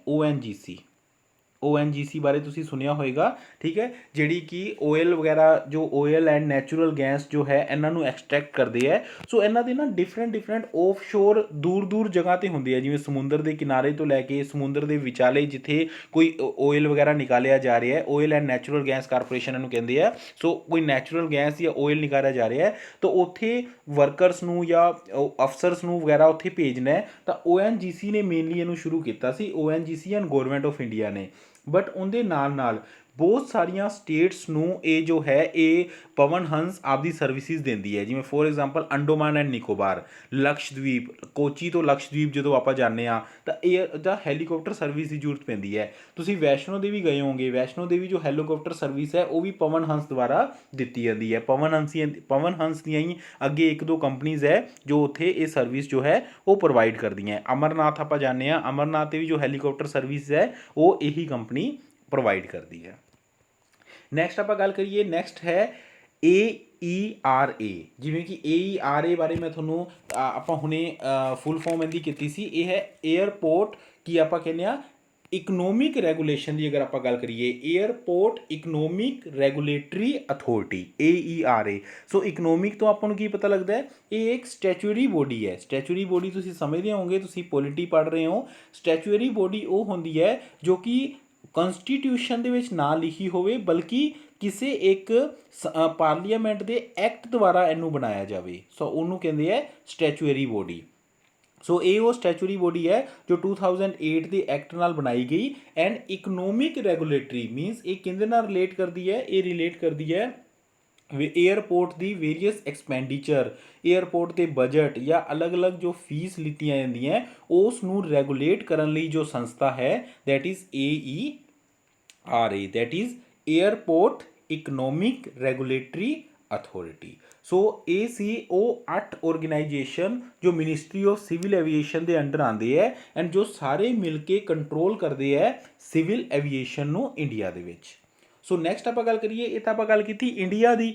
ਸੋ ਕੁਝ ਇੰਟਰਨੈਸ਼ਨਲ ਆਰਗੇਨਾਈਜੇਸ਼ਨਸ ਹੈ ਜੋ ਸਿਵਲ ਐਵੀਏਸ਼ਨ ਨੂੰ ਕੰਟਰੋਲ ਕਰਦੀਆਂ। ਸਿਵਲ ਐਵੀਏਸ਼ਨ ਨੂੰ ਕੰਟਰੋਲ ਕਰਨ ਲਈ ਇੰਟਰਨੈਸ਼ਨਲ ਆਰਗੇਨਾਈਜੇਸ਼ਨ ਇਹ ਬਹੁਤ ਇੰਪੋਰਟੈਂਟ ਆਉਂਦਾ ਹੈ। ਬਹੁਤ ਵਾਰੀ ਇਹਨਾਂ ਦੇ ਹੈੱਡਕੁਆਟਰ ਪੁੱਛ ਲਏ ਜਾਂਦੇ ਹੈ, ਮੇਨਲੀ ਹੈੱਡਕੁਆਟਰ ਪੁੱਛੇ ਜਾਂਦੇ ਹੈ ਕਿ ਇੰਟਰਨੈਸ਼ਨਲ ਸਿਵਲ ਐਵੀਏਸ਼ਨ ਆਰਗੇਨਾਈਜੇਸ਼ਨ ਦਾ ਹੈੱਡਕੁਆਟਰ ਕਿੱਥੇ ਹੈ, ਜਾਂ IATA ਆ ਕਾਫੀ ਵਾਰੀ ਪੁੱਛਿਆ ਜਾਂਦਾ। ਏਅਰ ਟਰਾਂਸਪੋਰਟ ਐਸੋਸੀਏਸ਼ਨ ਜੋ ਇੰਟਰਨੈਸ਼ਨਲ ਲੈਵਲ 'ਤੇ ਹੈ ਇਹਦਾ ਹੈੱਡਕੁਆਟਰ ਕਿੱਥੇ ਹੈ। ਸੋ ਆਪਾਂ ਇਹ 4 ਆਰਗੇਨਾਈਜੇਸ਼ਨ ਹੈ ਮੇਨਲੀ ਜਿਨ੍ਹਾਂ ਬਾਰੇ ਆਪਾਂ ਗੱਲ ਕਰਾਂਗੇ। ਬਹੁਤ ਇੰਪੋਰਟੈਂਟ ਰਹਿੰਦੀਆਂ ਦੋ ਚੀਜ਼ਾਂ, 2 ਜਾਂ 3 ਚੀਜ਼ਾਂ ਜਿਹਨੂੰ ਆਪਾਂ ਸਿਵਲ ਐਵੀਏਸ਼ਨ ਬਾਰੇ ਗੱਲ ਕਰੀਏ। ਇੱਕ ਤਾਂ ਬਹੁਤ ਇੰਪੋਰਟੈਂਟ ਹੈ ਮੌਂਟਰੀਆਲ ਕੈਨੇਡਾ। ਹੁਣੇ ਆਪਾਂ ਅਗਲੀ ਸਾਈਡ ਤੇ ਦੇਖਾਂਗੇ ਕਿਉਂ ਇੰਪੋਰਟੈਂਟ ਹੈ, ਕਿਉਂਕਿ ਇਹਨਾਂ ਚਾਰਾਂ ਚੋਂ ਜੋ 3 ਜੋ ਆਰਗੇਨਾਈਜੇਸ਼ਨ ਹੈ ਉਹਨਾਂ ਦਾ ਹੈੱਡਕੁਆਟਰ ਮੌਂਟਰੀਆਲ ਕੈਨੇਡਾ ਦੇ ਵਿੱਚ ਹੈ। ਤੇ ਇੰਡੀਆ ਦੇ ਵਿੱਚ ਅਗਰ ਆਪਾਂ ਗੱਲ ਕਰੀਏ ਤਾਂ ਅਮੇਠੀ, ਯੂਪੀ ਦੇ ਵਿੱਚ ਅਮੇਠੀ ਬੜਾ ਇੰਪੋਰਟੈਂਟ ਹੈ ਸਿਵਲ ਐਵੀਏਸ਼ਨ ਦੇ ਵਿੱਚ। ਇਹਨਾਂ ਦੋਨਾਂ ਦੀ ਜੋ ਤੁਹਾਨੂੰ ਜਵਾਬ ਹੈ ਜਾਂ ਜੋ ਇਹਨਾਂ ਦੀ ਡਿਟੇਲ ਹੈ ਤੁਹਾਨੂੰ ਆਉਣ ਵਾਲੀਆਂ ਸਲਾਈਡਸ ਤੇ ਮਿਲੇਗੀ। ਸੋ ਇੰਟਰਨੈਸ਼ਨਲ ਆਰਗੇਨਾਈਜੇਸ਼ਨ ਸਿਵਲ ਐਵੀਏਸ਼ਨ ਦੀ ਅਗਰ ਆਪਾਂ ਇੰਟਰਨੈਸ਼ਨਲ ਆਰਗੇਨਾਈਜੇਸ਼ਨ ਦੀ ਗੱਲ ਕਰੀਏ, ਸਭ ਤੋਂ ਇੰਪੋਰਟੈਂਟ ਹੈ ICAO international civil aviation organisation. ਜਿਵੇਂ ਆਪਾਂ ਏਅਰਪੋਰਟ ਅਥਾਰਟੀ ਕੀਤਾ ਸੀ ਜਾਂ ਜਿਵੇਂ ਆਪਾਂ ਮਿਨਿਸਟਰੀ ਆਫ ਸਿਵਲ ਐਵੀਏਸ਼ਨ ਕੀਤਾ ਹੈ, ਸੋ ਸੇਮ ਇੰਟਰਨੈਸ਼ਨਲ ਲੈਵਲ 'ਤੇ ਵੀ ਇੱਕ ਆਰਗੇਨਾਈਜੇਸ਼ਨ ਬਣੀ ਹੋਈ ਹੈ ਜੋ ਆਪਦੇ ਸਾਰੇ ਮੈਂਬਰ 193 ਇਹਦੇ ਮੈਂਬਰ ਹੈ। ਐਂਡ ਇਹ UN ਦੀ ਬੋਡੀ ਹੈ ਜੋ 1944 ਦੇ ਵਿੱਚ ਸ਼ਿਕਾਗੋ ਕਨਵੈਨਸ਼ਨ ਦੇ ਤਹਿਤ ਬਣੀ। ਐਂਡ ਇਹਦਾ ਹੈੱਡਕੁਆਟਰ ਕਿੱਥੇ ਹੈ, ਮੌਂਟਰੀਆਲ ਕੈਨੇਡਾ। ਸੋ ਸਭ ਦੇ ਵਿੱਚ ਇੱਕ ਕੰਸੈਂਸਸ ਬਣਾਉਣ ਲਈ ਆਪਸ ਵਿੱਚ, ਜਿਵੇਂ ਕਿ ਆਪਾਂ ਗੱਲ ਕੀਤੀ ਕਿ ਏਅਰ ਐਸੇ ਐ ਹੀ ਨਹੀਂ ਹੋ ਜਾਂਦਾ ਕਿ ਜਹਾਜ਼ ਇੱਥੋਂ ਉੱਡੇਗਾ ਐਂਡ ਉਹ ਸਿੱਧਾ ਲੰਦਨ ਉਤਰ ਗਿਆ। ਨੋਟ ਐਟ ਆਲ, ਇਸ ਤਰ੍ਹਾਂ ਨਹੀਂ ਹੁੰਦਾ। ਏਅਰ ਰੂਟ ਹੁੰਦਾ ਹੈ ਸਭ ਤੋਂ ਪਹਿਲਾਂ। ਏਅਰ ਰੂਟ ਜਿਹਨੂੰ ਕੌਣ ਕੰਟਰੋਲ ਕਰਦਾ ਹੈ, ਏਅਰ ਟ੍ਰੈਫਿਕ ਕੰਟਰੋਲ। ਉਸ ਤੋਂ ਬਾਅਦ ਜਦੋਂ ਇਹ ਐਰੋਪਲੇਨ ਜਿਹੜੇ ਦੇਸ਼ ਦੇ ਉੱਪਰੋਂ ਦੀ ਉੱਡੇਗਾ ਉੱਥੇ ਇਹਨੂੰ ਪਰਮਿਸ਼ਨ ਚਾਹੀਦੀ ਹੈ, ਐਵੇਂ ਨਹੀਂ ਉੱਡ ਸਕਦਾ। ਫਿਰ ਉਸ ਤੋਂ ਬਾਅਦ ਜਿੱਥੇ ਇਹਨੇ ਉਤਰਨਾ ਹੈ ਉੱਥੇ ਇਹਨੂੰ ਪਰਮਿਸ਼ਨ ਚਾਹੀਦੀ ਹੈ। ਉੱਥੇ ਅਗਰ ਤੁਸੀਂ ਏਅਰਪੋਰਟ 'ਤੇ ਗਏ ਹੋ ਤਾਂ ਤੁਸੀਂ ਦੇਖੋਗੇ ਕਿ ਇੱਕ ਟਾਈਮ 'ਤੇ ਕੁਝ ਵਿਮਾਨ ਉੱਡ ਰਹੇ ਹੁੰਦੇ ਆ, ਕੁਝ ਵਿਮਾਨ ਲੈਂਡ ਕਰ ਰਹੇ ਹੁੰਦੇ ਆ, ਤਾਂ ਇਹਨਾਂ ਸਭ ਨੂੰ ਕੰਟਰੋਲ ਕਰਨਾ ਪੈਂਦਾ through ATC, air traffic control. ਕਈ ਵਾਰੀ ਵਿਮਾਨ ਨੂੰ ਕਿਹਾ ਜਾਂਦਾ ਹੈ ਕਿ ਹਲੇ ਰੁਕਣ ਦਾ, ਹਲੇ ਤੁਹਾਡੇ ਉਤਰਨ ਦਾ ਜੋ ਹੈ ਉਹ ਪਰਮਿਸ਼ਨ ਨਹੀਂ ਹੈ, ਤੁਸੀਂ ਹਲੇ 1 ਜਾਂ 2 ਚੱਕਰ ਉੱਪਰ ਕੱਟਦੇ ਰਹੋ। ਤਾਂ ਇਹ ਸਭ ਕੌਣ ਕੰਟਰੋਲ ਕਰਦਾ ਹੈ, ਏਅਰ ਟ੍ਰੈਫਿਕ ਕੰਟਰੋਲ। ਸੋ ਇੰਟਰਨੈਸ਼ਨਲ ਲੈਵਲ 'ਤੇ ਇਹ ਸਭ ਕੰਟਰੋਲ ਕਰਨ ਲਈ ਆਰਗੇਨਾਈਜੇਸ਼ਨ ਹੈ ਇੰਟਰਨੈਸ਼ਨਲ ਸਿਵਲ ਐਵੀਏਸ਼ਨ ਆਰਗੇਨਾਈਜੇਸ਼ਨ। ਸੋ ਇਹਦੇ ਬਾਰੇ ਮੈਂ ਤੁਹਾਨੂੰ ਦੱਸ ਹੀ ਦਿੱਤਾ। ਸੈਕਿੰਡ ਜੋ ਆਰਗੇਨਾਈਜੇਸ਼ਨ ਹੈ ਸੇਮ ਜਗ੍ਹਾ 'ਤੇ ਹੈ ਏਅਰਪੋਰਟ ਕਾਉਂਸਿਲ ਇੰਟਰਨੈਸ਼ਨਲ। ਸੋ ਏਅਰਪੋਰਟ ਕਾਉਂਸਿਲ ਮੀਨਸ ਕਿੰਨਾ ਦੇ ਸਟੈਂਡਰਡ ਬਣਾਉਣ ਲਈ? ਏਅਰਪੋਰਟ ਦੇ ਸਟੈਂਡਰਡ ਬਣਾਉਣ ਲਈ। ਜਿੱਥੇ ਵੀ ਏਅਰਪੋਰਟ ਕਿਸੇ ਵੀ ਦੇਸ਼ ਦੇ ਵਿੱਚ ਇੰਟਰਨੈਸ਼ਨਲ ਏਅਰਪੋਰਟ ਬਣਾਇਆ ਜਾਏਗਾ ਤਾਂ ਕਿਹੜੇ ਏਅਰਪੋਰਟ ਨੂੰ ਇੰਟਰਨੈਸ਼ਨਲ ਦਾ ਦਰਜਾ ਦਿੱਤਾ ਜਾਏਗਾ, ਉਹਦੇ ਕੁਝ ਸਟੈਂਡਰਡਸ ਹੋਣਗੇ ਤਾਂ ਇਹ ਸਟੈਂਡਰਡ ਬਣਾਏ ਜਾਣਗੇ। 1991 ਦੇ ਵਿੱਚ ਬਣੀ ਇੱਕ ਸੰਸਥਾ airport council international ACI, headquarter Montreal Canada, and ਇਹ only trade representative of the, ਸਿਰਫ ਓਨਲੀ ਇੱਕ ਸੰਸਥਾ ਹੈ ਜਿਹੜੀ ਕਿ ਸਾਰੀ ਵਰਲਡ ਏਅਰਪੋਰਟ ਅਥਾਰਟੀ ਦੀ ਟ੍ਰੇਡ ਰਿਪਰੈਜ਼ੈਂਟੇਟਿਵ ਹੈ। ਐਂਡ ਇਹ ਕੀ ਕਰਦੀ ਹੈ? ਇਹ ਸਟੈਂਡਰਡਸ ਬਣਾਉਂਦੀ ਹੈ airport around the world. Next ਜੋ ਹੈ ਉਹ ਹੈ IATA, ਵੈਰੀ ਇੰਪੋਰਟੈਂਟ। ਆਪਾਂ ਗੱਲ ਕੀਤੀ ਏਅਰ ਰੂਟਸ ਦੀ, ਆਪਾਂ ਗੱਲ ਕੀਤੀ ATC ਦੀ। ਸੋ ਏਅਰ ਰੂਟਸ ਤੇ ATC ਇਹਨਾਂ ਸਾਰਿਆਂ ਨੂੰ ਕੌਣ ਕੰਟਰੋਲ ਕਰਦੀਆਂ? ਇਹ ਦੋਨੋਂ ਸੰਸਥਾ ਕੰਟਰੋਲ ਕਰਦੀਆਂ। ਫਸਟ ਹੈ IATA, ਜਿਹੜੀ ਕਿ ਜੋ ਆਪਣੀਆਂ ਸਾਰੀਆਂ ਜੋ ਵਰਲਡ ਏਅਰਲਾਈਨਸ ਹੈ, 290 ਏਅਰਲਾਈਨਸ ਮੀਨਸ 82% ਦੇ ਕਰੀਬ ਜੋ ਟ੍ਰੈਫਿਕ ਹੈ ਉਹ ਏਅਰਲਾਈਨ ਜਿਹੜੀਆਂ ਕੰਟਰੋਲ ਕਰਦੀਆਂ, ਉਹਨਾਂ ਸਾਰਿਆਂ ਦੀ ਇੱਕ ਸੰਸਥਾ ਹੈ ਇੰਟਰਨੈਸ਼ਨਲ ਏਅਰ ਟਰਾਂਸਪੋਰਟ ਐਸੋਸੀਏਸ਼ਨ। ਠੀਕ ਹੈ। ਐਂਡ ਸੈਕਿੰਡ ਜਿਹੜੀ ਆਪਾਂ ਗੱਲ ਕੀਤੀ ਏਅਰ ਰੂਟਸ ਦੀ, ਉਹਨੂੰ ਕੰਟਰੋਲ ਕਰਦੀ ਹੈ ਕਾਂਸੋ। ਕਾਂਸੋ ਕੀ ਹੈ? Civil air navigation services organisation. ਇਹਦਾ ਹੈੱਡਕੁਆਟਰ ਹੈ ਨੀਦਰਲੈਂਡ ਦੇ ਐਮਸਟਰਡਮ ਦੇ ਵਿੱਚ, ਉਹਨਾਂ ਦੀ ਕੈਪੀਟਲ ਦੇ ਵਿੱਚ। ਐਂਡ 1996 ਦੇ ਵਿੱਚ ਇਹ ਸੰਸਥਾ ਬਣੀ। ਕਾਂਸੋ ਕੀ ਕਰਦੀ ਹੈ? CANSO is a representative body of companies that provide air traffic control. ਜੋ ATC ਕੰਪਨੀਜ਼ ਹੈ, ਸੋ ਤੁਸੀਂ ਦੇਖੋ ਇਹਦਾ ਤੁਸੀਂ ਸਿੰਬਲ ਦੇ ਵਿੱਚ ਵੀ, ਤੁਸੀਂ ਲੋਗੋ ਦੇ ਵਿੱਚ ਵੀ ਦੇਖ ਸਕਦੇ ਹੋ ਕਿ ਜੋ ਏਅਰ ਟ੍ਰੈਫਿਕ ਕੰਟਰੋਲ ਹੈ, ਅਗਰ ਇੱਕ ਜਗ੍ਹਾ ਤੋਂ ਦੂਸਰੀ ਜਗ੍ਹਾ ਗਲੋਬ ਦੇ ਵਿੱਚ, ਦੁਨੀਆ ਦੇ ਵਿੱਚ ਵਿਮਾਨ ਜਾ ਰਿਹਾ ਹੈ, ਸੋ ਉਹਨੂੰ ਕੰਟਰੋਲ ਕਰਨ ਦੀ ਜੋ ਕੰਪਨੀਜ਼ ਹੈ ਉਹਨਾਂ ਦੀ ਆਰਗੇਨਾਈਜੇਸ਼ਨ ਹੈ ਕਾਂਸੋ। ਸੋ these were the 4 international organisation ਜਿਨ੍ਹਾਂ ਦਾ ਤੁਹਾਨੂੰ ਥੋੜ੍ਹਾ ਬਹੁਤ ਵਰਕ ਪਤਾ ਹੋਣਾ ਚਾਹੀਦਾ ਹੈ, ਬਟ ਇਹਨਾਂ ਦੇ ਹੈੱਡਕੁਆਟਰ ਜ਼ਰੂਰ ਪਤਾ ਹੋਣੇ ਚਾਹੀਦੇ ਹੈ ਕਿ ਕਿਹੜੀ ਜਗ੍ਹਾ ਇਹਨਾਂ ਦੇ ਹੈੱਡਕੁਆਟਰ ਹੈ। ਨੈਕਸਟ ਆਪਾਂ ਗੱਲ ਕਰਦੇ ਹਾਂ ਇੰਡੀਆ ਦੇ ਵਿੱਚ ਹੀ ਕਿਹੜੇ ਨੈਸ਼ਨਲ ਇੰਸਟੀਟਿਊਟ ਹੈ ਜਿੱਥੇ ਕਿ ਸਟੱਡੀ ਕਰਵਾਈ ਜਾਂਦੀ ਹੈ related with civil aviation. So ਤੁਸੀਂ ਦੇਖ ਸਕਦੇ ਹੋ ਕਿ ਕਿੰਨੀ ਡਿਟੇਲ ਦੇ ਵਿੱਚ ਆਪਾਂ ਜਾਣ ਦੀ ਕੋਸ਼ਿਸ਼ ਕਰ ਰਹੇ ਹਾਂ, ਲੇਕਿਨ ਸਿਰਫ ਸਮਝਣ ਦੀ ਕੋਸ਼ਿਸ਼ ਕਰ ਰਹੇ ਹਾਂ ਕਿ ਆਪਾਂ ਕਿਹੜੀਆਂ ਚੀਜ਼ਾਂ ਹੁੰਦੀਆਂ ਰਿਲੇਟਿਡ ਵਿਦ ਸਿਵਲ ਐਵੀਏਸ਼ਨ। ਸੋ ਜਿਵੇਂ ਮੈਂ ਤੁਹਾਨੂੰ ਕਿਹਾ ਕਿ ਅਮੇਠੀ ਬੜਾ ਇੰਪੋਰਟੈਂਟ ਹੈ, ਉਹਦਾ ਆਨਸਰ ਤੁਹਾਨੂੰ ਇਸ ਸਲਾਈਡ 'ਤੇ ਮਿਲੇਗਾ ਕਿ ਮੇਨਲੀ ਆਪਾਂ 3 ਆਰਗੇਨਾਈਜੇਸ਼ਨ ਕਰਦੇ ਹਾਂ ਜਿਹੜੀਆਂ ਸਭ ਤੋਂ ਇੰਪੋਰਟੈਂਟ ਹੈ। ਫਸਟ ਹੈ ਇੰਦਰਾ ਗਾਂਧੀ ਰਾਸ਼ਟਰੀ ਉਡਾਨ ਅਕੈਡਮੀ ਅਮੇਠੀ। ਠੀਕ ਹੈ ਜੀ, ਇਹ ਐਸਟੈਬਲਿਸ਼ ਹੋਈ 1985 ਦੇ ਵਿੱਚ। ਕਿਹੜੀ ਜਗ੍ਹਾ? ਅਮੇਠੀ UP। ਸੋ ਇੱਕ ਕੁਐਸਚਨ ਦਾ ਜਵਾਬ ਹੋਰ ਦਿਓ, ਅਮੇਠੀ ਤੋਂ ਕਰੰਟ MP ਕੌਣ ਹੈ? ਕੌਣ ਨੇ ਜੋ ਕਰੰਟ MP ਹੈ ਐਂਡ ਉਹਨਾਂ ਨੂੰ ਕਿਹੜਾ ਮੰਤਰਾਲਿਆ ਜੋ ਹੈ ਉਹ ਦਿੱਤਾ ਹੋਇਆ? ਸੋ ਚਲੋ ਮੈਂ ਹੀ ਦੱਸ ਦਿੰਦਾ। ਅਮੇਠੀ ਦੇ ਜੋ ਕਰੰਟ MP ਹੈ ਉਹ ਹੈ ਸਮ੍ਰਿਤੀ ਜੁਬੀਨ ਇਰਾਨੀ, ਜਿਨ੍ਹਾਂ ਨੇ ਰਾਹੁਲ ਗਾਂਧੀ ਨੂੰ 2019 ਦੇ ਵਿੱਚ ਹਰਾ ਕੇ ਜੋ ਹੈ MP ਦੀ ਸੀਟ ਲਿੱਤੀ। And she is the current minister of textile as well as woman and child development. Next is government aviation and training institute ਗਤੀ ਇੰਸਟੀਟਿਊਟ ਬੜਾ ਹੀ ਫੇਮਸ ਹੈ। ਗਤੀ ਕਿਹਾ ਜਾਂਦਾ GATI, that is government aviation training institute. ਇਹ ਹੈ ਭੁਵਨੇਸ਼ਵਰ ਉੜੀਸਾ ਦੇ ਵਿੱਚ। ਇਹਨੂੰ 1946 ਦੇ ਵਿੱਚ ਸੈਟਅਪ ਕੀਤਾ ਗਿਆ ਐਜ਼ ਉੜੀਸਾ ਫਲਾਈਂਗ ਕਲੱਬ, ਲੇਕਿਨ 1974 ਦੇ ਵਿੱਚ ਜਦੋਂ ਉੜੀਸਾ ਗੌਰਮੈਂਟ ਨੇ ਇਹਨੂੰ ਜੋ ਹੈ ਅਧਿਗ੍ਰਹਿਣ ਕੀਤਾ ਇਹਦਾ, ਉਦੋਂ ਇਹਦਾ ਨਾਮ ਗੌਰਮੈਂਟ ਐਵੀਏਸ਼ਨ ਟ੍ਰੇਨਿੰਗ ਇੰਸਟੀਟਿਊਟ ਕੀਤਾ ਗਿਆ, ਦੈਟ ਇਜ਼ ਗਤੀ। Third one is very new, that is Rajiv Gandhi national aviation university. ਇਹ ਵੀ ਅਮੇਠੀ ਦੇ ਵਿੱਚ ਹੈ ਐਂਡ ਇਹਨੂੰ ਐਵੀਏਸ਼ਨ ਐਕਟ ਜੋ ਹੈ 2013 ਦੇ ਤਹਿਤ ਇਹਨੂੰ ਐਸਟੈਬਲਿਸ਼ ਕੀਤਾ ਗਿਆ। ਸੋ ਨੈਕਸਟ ਤੁਸੀਂ ਦੇਖੋ ਹੋਰ ਥੋੜ੍ਹੀ ਜਿਹੀ ਡਿਟੇਲ ਦੇ ਵਿੱਚ ਜਾਂਦੇ ਹਾਂ ਐਂਡ ਇੰਟਰਸਟਿੰਗਲੀ ਜਾਂਦੇ ਹਾਂ। ਇਹ ਹੈ ਆਪਾਂ ਸਿਵਲ ਟਰਾਂਸਪੋਰਟ ਦੀ ਗੱਲ ਕਰ ਰਹੇ ਹਾਂ। ਸੋ ਸਿਵਲ ਟਰਾਂਸਪੋਰਟ ਦੇ ਵਿੱਚ ਜਿਹੜੇ ਏਅਰਕ੍ਰਾਫਟ ਯੂਜ਼ ਹੁੰਦੇ ਹੈ ਉਹਨਾਂ ਦੇ ਮੇਜਰ ਮੈਨੂਫੈਕਚਰਰ ਕਿਹੜੇ ਮੈਨੂਫੈਕਚਰਿੰਗ ਦੀ, ਜਿਵੇਂ ਆਪਾਂ ਕਹੀਏ ਨਾ ਕਿ ਬੱਸਿਸ ਹੈ ਉਹ ਟਾਟਾ ਲੇਲੈਂਡ ਦੀਆਂ ਹੁੰਦੀਆਂ ਹੈ ਨਾ, ਹੋਰ ਆਇਸ਼ਰ ਵਗੈਰਾ ਉਹਨਾਂ ਦੇ ਵਹੀਕਲ ਆਉਂਦੇ ਹੈ। ਸੋ ਅਗਰ ਆਪਾਂ ਗੱਲ ਕਰੀਏ ਜੋ major manufacturer of civil transport aircraft ਤਾਂ ਕਿਹੜੇ ਹੈ? First is Airbus. ਕਿੱਥੇ ਹੈੱਡਕੁਆਟਰ ਹੈ, ਕਿਹੜੀ ਕੰਟਰੀ ਨਾਲ ਰਿਲੇਟ ਕਰਦਾ ਹੈ? ਫਰਾਂਸ ਨਾਲ। Boeing USA। ਐਮਬੇਰਰ ਇਹ ਹੈ Brazil. Then Bombardier Canada. Then Tupolev ਕਿੱਥੋਂ ਦੀ ਹੈ?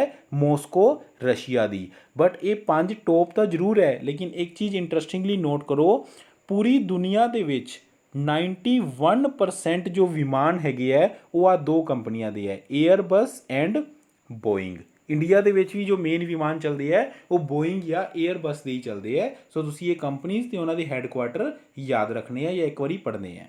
ਨੈਕਸਟ ਆਉਂਦੀ ਹੈ ਏਅਰਲਾਈਨਸ। ਕਿਹੜੀਆਂ ਏਅਰਲਾਈਨਸ ਹੈ ਇੰਡੀਆ ਦੇ ਵਿੱਚ ਐਂਡ ਵਰਲਡ ਦੇ ਵਿੱਚ, ਤਾਂ ਇਹ ਬੜੀਆਂ ਇੰਪੋਰਟੈਂਟ ਹੋ ਜਾਂਦੀਆਂ। ਸੋ ਇੰਡੀਆ ਦੇ ਵਿੱਚ ਦੋ ਤਰ੍ਹਾਂ ਦੀ ਏਅਰਲਾਈਨ ਹੈ, ਇੱਕ ਹੈ ਸ਼ੈਡਿਊਲਡ ਏਅਰਲਾਈਨ, ਦੂਸਰੀਆਂ ਹੈ ਰੀਜਨਲ ਏਅਰਲਾਈਨ। ਸੋ ਐਜ਼ ਦੀ ਨੇਮ ਸੁਜੈਸਟ ਤੁਹਾਨੂੰ ਪਤਾ ਲੱਗ ਗਿਆ ਹੋਗਾ ਰੀਜਨਲ ਏਅਰਲਾਈਨ ਕੀ ਹੁੰਦੀਆਂ, ਜਿਨ੍ਹਾਂ ਨੂੰ ਇੱਕ ਪ੍ਰੋਪਰ ਰੀਜ਼ਨ ਦਿੱਤਾ ਜਾਂਦਾ ਹੈ ਕਿ ਥੋੜ੍ਹਾ ਏਰੀਆ ਦਿੱਤਾ ਜਾਂਦਾ ਹੈ, ਜਿਵੇਂ ਉਹਨਾਂ ਨੇ ਉਡਾਨ ਭਰਨੀ ਹੈ ਬਠਿੰਡਾ ਤੋਂ ਮੰਨ ਲਓ ਜੰਮੂ, ਅੰਮ੍ਰਿਤਸਰ ਤੋਂ ਦਿੱਲੀ, ਲੁਧਿਆਣਾ ਤੋਂ ਦਿੱਲੀ, ਠੀਕ ਹੈ, ਜਾਂ ਦਿੱਲੀ ਤੋਂ ਅਗਰ ਆਪਾਂ ਗੱਲ ਕਰੀਏ ਦਿੱਲੀ ਤੋਂ ਮੁੰਬਈ ਜਾਂ ਦਿੱਲੀ ਤੋਂ ਕੈਲਕਟਾ, ਉਹਨਾਂ ਨੂੰ ਇੱਕ ਰੀਜਨ ਦੇ ਦਿੱਤਾ ਜਾਂਦਾ ਹੈ, ਉਹ ਰੀਜਨਲ ਏਅਰਲਾਈਨ ਹੁੰਦੀਆਂ।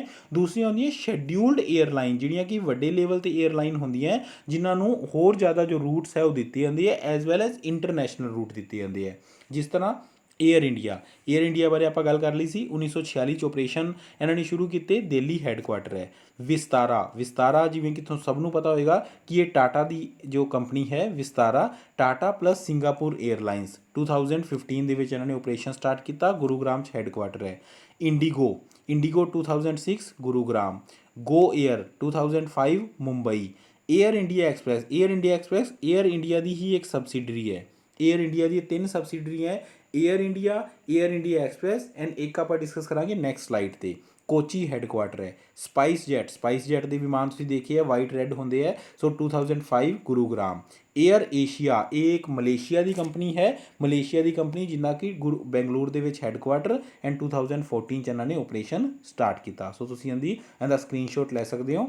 ਦੈਨ ਰੀਜਨਲ ਮੀਨਸ ਜੋ ਇੱਕ ਰੀਜ਼ਨ ਤੱਕ ਹੀ ਸੀਮਿਤ ਹੈ, ਜਿਵੇਂ ਕਿ ਮੈਂ ਤੁਹਾਨੂੰ ਦੱਸ ਰਿਹਾ ਸੀ ਅਲਾਇੰਸ ਏਅਰ, ਇਹ ਵੀ ਏਅਰ ਇੰਡੀਆ ਦੀ ਪੰਜਾਬ ਦੇ ਵਿੱਚੋਂ ਜਿਹੜੀਆਂ ਮੇਨਲੀ ਜੋ ਛੋਟੇ ਏਅਰਪੋਰਟਸ ਹੈ, ਬਠਿੰਡਾ ਦਾ ਏਅਰਪੋਰਟ ਹੈ, ਅੰਮ੍ਰਿਤਸਰ ਦਾ ਚਲੋ ਇੰਟਰਨੈਸ਼ਨਲ ਏਅਰਪੋਰਟ ਹੈ। ਸੋ ਉਸ ਜਗ੍ਹਾ ਤੋਂ ਜਿਹੜੀਆਂ ਰੀਜਨਲ ਫਲਾਈਟ ਲੈਂਦੀਆਂ ਉਹ ਮੇਨਲੀ ਰਹਿੰਦੀਆਂ ਅਲਾਇੰਸ ਏਅਰ ਵੀ ਏਅਰ ਇੰਡੀਆ ਦੀ ਇੱਕ ਸਬਸਿਡਰੀ ਹੈ। 1996 ਦੇ ਵਿੱਚ ਇਹਨੇ ਸ਼ੁਰੂ ਕੀਤਾ Delhi headquarter. Air Deccan, air heritage, star air, Zoom air, ਇਹ ਤੁਸੀਂ ਦੇਖ ਸਕਦੇ ਹੋ ਇਹਨਾਂ ਦੇ ਆਪਰੇਸ਼ਨਸ ਕਦੋਂ ਸਟਾਰਟ ਕੀਤੇ ਐਂਡ ਇਹਨਾਂ ਦੇ ਹੈੱਡਕੁਆਟਰ। ਸੋ ਤੁਸੀਂ ਇਹਦਾ ਸਕਰੀਨਸ਼ਾਟ ਲੈ ਸਕਦੇ ਹੋ ਐਂਡ ਇੱਕ ਵਾਰੀ ਨਿਗਾਹ ਤੁਸੀਂ ਜ਼ਰੂਰ ਮਾਰਨੀ ਹੈ ਕਿ ਕਿੱਦਾਂ ਦੀਆਂ ਏਅਰਲਾਈਨਸ ਜੋ ਹੈ ਉਹ ਐਕਟ ਕਰਦੀਆਂ। ਹੁਣ ਆਪਾਂ ਗੱਲ ਕਰੀਏ ਇੰਟਰਨੈਸ਼ਨਲ ਫਲੈਗ ਏਅਰਲਾਈਨਸ। ਇਹ ਇੰਪੋਰਟੈਂਟ ਰਹਿੰਦਾ ਹੈ, ਕਾਫੀ ਵਾਰੀ ਐਗਜ਼ਾਮ ਦੇ ਵਿੱਚ ਪੁੱਛ ਲਿਆ ਜਾਂਦਾ ਹੈ ਕਿ ਇਹ ਜੋ ਏਅਰਲਾਈਨ ਹੈ ਇਹ ਕਿੱਥੋਂ ਦੀ ਏਅਰਲਾਈਨ ਹੈ। ਇਹ ਮੇਨਲੀ ਕੁਐਸਚਨ ਕਦੋਂ ਪੁੱਛਿਆ ਜਾਂਦਾ ਹੈ, ਜਦੋਂ ਰੀਸੈਂਟ ਐਗਜ਼ਾਮ ਹੋਣ ਤੋਂ 2-3 ਮਹੀਨੇ ਪਹਿਲਾਂ ਕੋਈ ਨਾ ਕੋਈ ਏਅਰਲਾਈਨ ਜੋ ਹੈ ਉਹ ਇੰਪੋਰਟੈਂਟ ਰਹੀ ਹੋਵੇ। ਜਿਵੇਂ ਫੋਰ ਐਗਜ਼ਾਮਪਲ ਆਪਾਂ ਦੇਖਿਆ ਲਾਸਟ ਵੀਕ ਹੀ ਇੱਕ ਨਿਊਜ਼ ਸੀ ਕਿ ਪਾਕਿਸਤਾਨ ਦੇ ਵਿੱਚ ਇੱਕ ਏਅਰਲਾਈਨ ਦਾ ਜੋ ਵਿਮਾਨ ਹੈ ਉਹ ਛਤੀਗ੍ਰਸਤ ਹੋ ਗਿਆ ਸੀਗਾ, ਜੋ ਘਰਾਂ ਦੇ ਵਿੱਚ ਹੀ ਉਹ ਉੱਪਰ ਟੇਕ ਡਾਊਨ ਕਰਨ ਲਈ ਉਹ ਉੱਪਰ ਡਿੱਗ ਗਿਆ ਸੀ ਉਹਨਾਂ ਦੇ। ਸੋ ਉਸ ਜਗ੍ਹਾ 'ਤੇ ਕਾਫੀ ਨੁਕਸਾਨ ਹੋਇਆ। ਸੋ ਇੱਦਾਂ ਦਾ ਕੋਈ ਇੰਸੀਡੈਂਟ ਹੋ ਜੇ ਤਾਂ ਕੋਈ ਨਾ ਕੋਈ ਜੋ ਏਅਰਲਾਈਨ ਹੈ ਉਹਦਾ ਕੁਐਸਚਨ ਐਗਜ਼ਾਮੀਨਰ ਪੁੱਛ ਲੈਂਦਾ ਹੈ। ਸੋ ਇਹ ਤੁਹਾਨੂੰ ਪਤਾ ਹੋਣਾ ਚਾਹੀਦਾ ਇੰਟਰਨੈਸ਼ਨਲ ਫਲੈਗ ਏਅਰਲਾਈਨ। ਸੋ ਮੈਂ ਤੁਹਾਨੂੰ ਦੱਸਿਆ ਸੀ ਫਲੈਗ ਏਅਰਲਾਈਨ ਕੀ ਹੁੰਦੀ ਹੈ, ਇੱਕ ਉਹ ਏਅਰਲਾਈਨ ਜੋ ਉਸ ਕੰਟਰੀ ਦੀ ਮੇਨ ਏਅਰਲਾਈਨ ਹੈ ਜਿਹਦੇ 'ਤੇ ਉਸ ਕੰਟਰੀ ਦੇ ਅਥੋਰਾਈਜ਼ਡ ਹੁੰਦੀ ਹੈ ਫਲੈਗ ਨੂੰ ਬੀਅਰ ਕਰਨ 'ਤੇ। ਸੋ ਉਹ ਪੂਰੀ ਤਰ੍ਹਾਂ ਗੌਰਮੈਂਟ ਵੀ ਹੋ ਸਕਦੀ ਹੈ, ਉਹਦੇ ਕੁਝ ਸ਼ੇਅਰ ਪ੍ਰਾਈਵੇਟ ਵੀ ਹੋ ਸਕਦੀ ਹੈ, ਜਿਵੇਂ ਕਿ ਏਅਰ ਇੰਡੀਆ ਇਸ ਟਾਈਮ ਪੂਰੀ ਤਰ੍ਹਾਂ ਗੌਰਮੈਂਟ ਏਅਰਲਾਈਨ ਹੈ, ਲੇਕਿਨ ਹੁਣ ਉਹਦੇ ਜੋ ਕਾਫੀ ਅਮਾਊਂਟ ਜੋ ਸ਼ੇਅਰ ਹੈ ਜੋ ਗੌਰਮੈਂਟ ਆਫ ਇੰਡੀਆ ਉਹਨੂੰ ਵੇਚ ਰਹੀ ਹੈ। ਸੋ ਆਪਾਂ 1 ਬਾਏ 1 ਡਿਸਕਸ ਕਰੀਏ। ਅਫਗਾਨਿਸਤਾਨ ਦੀ ਹੈ Ariana Afghan airline. Australia Qantas and Jetstar. Bangladesh Biman Bangladesh airline. ਇਹ ਵਿਮਾਨ ਨੂੰ ਹੀ ਵਿਮਾਨ ਕਹਿੰਦੇ ਨਾ ਬੰਗਾਲੀ ਦੇ ਵਿੱਚ। ਸੋ ਬਹਿਰੀਨ ਦੀ ਹੈ ਗਲਫ ਏਅਰ। ਇਹ ਮੈਂ ਅਲਫਾਬੈਟਿਕਲੀ ਕੰਟਰੀਜ਼ ਦਿੱਤੀਆਂ ਸੀ। ਭੂਟਾਨ ਹੈ Dirk air. Columbia ਏਵੀਆਂਸਾ। Germany Lufthansa, ਕਾਫੀ ਐਡ ਆਉਂਦੀ ਹੈ ਲੁਫਥਾਂਜ਼ਾ ਦੀ। ਇਜ਼ਰਾਈਲ EIAI ਇਹ ਤੁਸੀਂ ਯਾਦ ਰੱਖਣਾ ਹੈ। ਨੈਕਸਟ ਆਪਾਂ ਗੱਲ ਕਰੀਏ ਇੰਡੋਨੇਸ਼ੀਆ ਗਰੁੜ ਇੰਡੋਨੇਸ਼ੀਆ। ਇਹ ਬਹੁਤ ਵਾਰੀ ਪੁੱਛਿਆ ਗਿਆ ਹੈ ਕਿ ਗਰੁੜ ਏਅਰਲਾਈਨਸ ਕਿੱਥੋਂ ਦੀ ਹੈ। Then Ireland Aer Lingus and Ryanair. Hong Kong ਦੀ ਹੈ ਕੈਥੇ ਪੈਸੀਫਿਕ। ਜਾਪਾਨ ਦੀ ਵੀ ਕਾਫੀ ਵਾਰੀ ਪੁੱਛੀ ਗਈ ਹੈ, ਐਨਾ ਕਹਿੰਦੇ ਆ ANA, ਅਤੇ ਦੂਸਰਾ JAL that is All Nippon Airways and second is Japan Airlines. Malaysia AirAsia, ਜਿਵੇਂ ਆਪਾਂ ਕੀਤਾ ਸੀ ਇਹਨਾਂ ਦੀ ਜੋ ਕੰਪਨੀ ਹੈ ਇਹ ਏਅਰ ਏਸ਼ੀਆ ਇੰਡੀਆ ਦੇ ਨਾਮ 'ਤੇ ਵੀ ਹੈ, ਜਿੱਦਾਂ ਬੈਂਗਲੋਰ 'ਚ ਹੈੱਡਕੁਆਟਰ ਹੈ। Netherland KLM।